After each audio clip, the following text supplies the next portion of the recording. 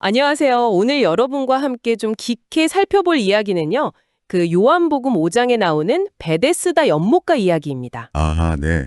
그 38년 된 병자가 예수님 만나서 치유받는 아주 유명한 기적이죠? 맞아요.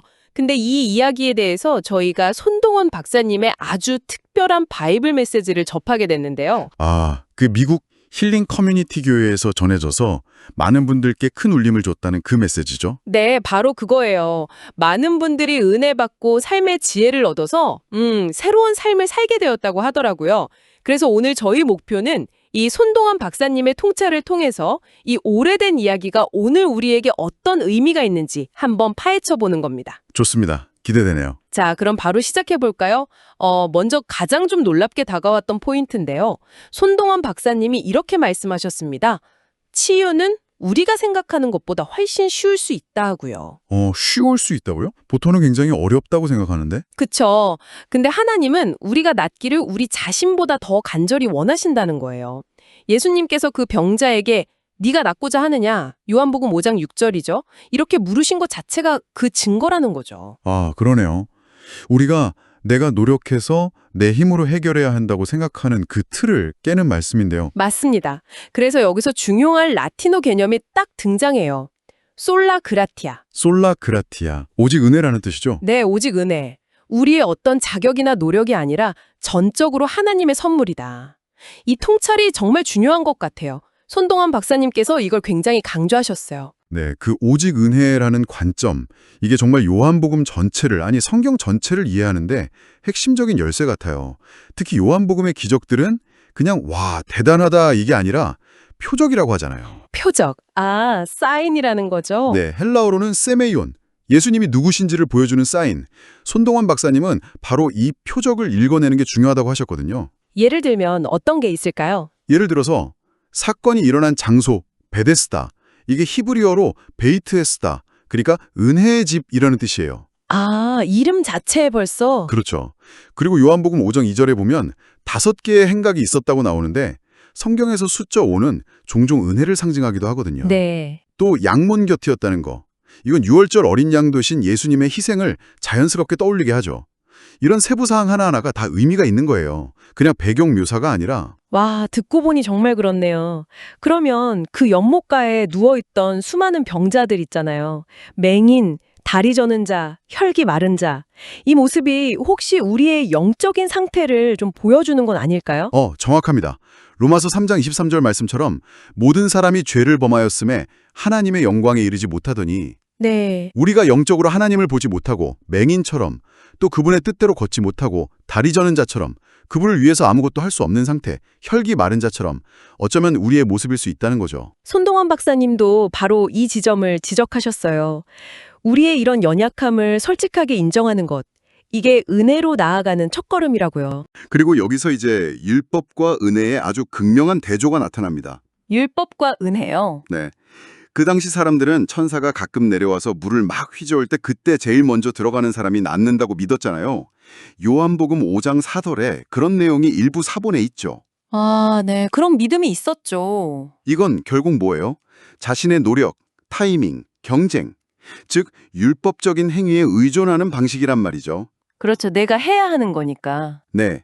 그 병자 역시 요한복음 5장 7절에서 주여 물이 움직일 때 나를 못에 넣어주는 사람이 없어 내가 가는 동안에 다른 사람이 먼저 내려가나이다. 이렇게 말하잖아요. 이 시스템 안에서의 절망과 한계를 그대로 보여주는 거죠. 아, 정말 안타깝네요. 그런데 예수님은 어떻게 하셨어요? 그 시스템 바깥에서 아무것도 할 수 없는 그 병자에게 직접 찾아오셨단 말입니다. 이게 바로 에베소서 2장 8절에서 9절 말씀. 너희는 그 은혜에 의하여 믿음으로 말미암아 구원을 받았으니 이것은 너희에게서 난 것이 아니요 하나님의 선불이라. 행위에서 난 것이 아니니 이 은혜의 원리를 정말 강력하게 보여주는 장면이죠. 와, 정말 대비가 확실하네요. 그런데 그 병자가 무려 38년 동안이나 알았다는 점, 이것도 그냥 넘길 수가 없는데요. 손동환 박사님이 이 부분에 대해서도 말씀하셨어요. 38년. 어떤 의미가 있을까요? 손동환 박사님 말씀으로는요. 이게 신명기 2장 14절에 나오는 이스라엘 백성이 가나안 땅, 그 약속의 땅을 눈앞에 두고도 불신 때문에 광야에서 방황했던 그 기간과 정확히 일치한다는 거예요. 38년, 그 광야 생활 기간, 불신의 상징이군요. 네. 그러니까 오랜 시간 고통에 묶여서 불신과 체념에 너무 익숙해져 버린 상태. 이걸 상징한다는 거죠. 그래서 예수님의 질문, 네가 낫기를 원하느냐? 이게 단순히 몸이 낫고 싶냐는 질문을 넘어서는 거예요. 영적인 무기력함에서 벗어나서 정말 변화될 의지가 있느냐? 이건 묻는 거군요. 그렇죠. 우리의 시선을 계속 문제 해결의 방법이나 도와줄 사람에게만 두지 말고 문제 해결자 자체이신 예수님께로 돌리라는 아주 근본적인 촉구인 셈이죠. 네, 맞아요. 그리고 그 질문에 바로 이어서 예수님께서 명령하시잖아요. 요한복음 5장 8절, 일어나 내 자리를 들고 걸어가라. 이 짧은 문장 안에 정말 엄청난 권능이 담겨 있죠. 하나하나 좀 풀어주시죠. 네, 손동환 박사님 설명에 따르면 먼저 일어나라. 헬라어로는 에게이레. 이건 예수님의 창조적인 능력, 생명을 주시는 능력을 보여주는 거고요. 네. 그 다음 내 자리를 들고 아론톤 크라바톤 수. 이건 뭘까요? 그냥 들고 가라는 게 아니라 네가 누워있던 그 병든 과거의 정체성, 그것과 완전히 결별하라는 의미라는 거죠. 다시는 거기로 돌아가지 말라는 거예요. 아, 과거와의 단절, 그렇죠. 그리고 마지막으로 걸어가라. 페리파테이. 페리파테이. 이건 즉각적인 순종과 믿음의 행동을 요구하는 겁니다. 이제 새로운 삶을 시작하라는 거죠. 와, 정말 깊은 의미가 있네요. 손동원 박사님 설명 덕분에 더 명확해지는 것 같습니다. 이 명령에 순종하는 것 자체가 바로 은혜에 대한 우리의 응답이고 새로운 삶으로 나아가는 구체적인 행동이 되는 거군요. 네, 바로 그거죠. 그런데 이 놀라운 치유가 하필 또 안식일에 일어나잖아요. 그래서 논란이 되죠. 맞아요. 요한복음 5장 9절부터 보면 유대인들이 문제 삼기 시작하죠. 네, 근데 이것 자체가 율법의 그 형식적인 규정 너머에 있는 하나님의 진짜 마음, 즉 생명을 살리고 자비를 베푸시는 것을 더 중요하게 여기신다는 걸 보여주는 사건이라고 할 수 있습니다. 율법의 완성이신 예수님께서 참된 안식을 보여주시는 거군요. 그렇죠.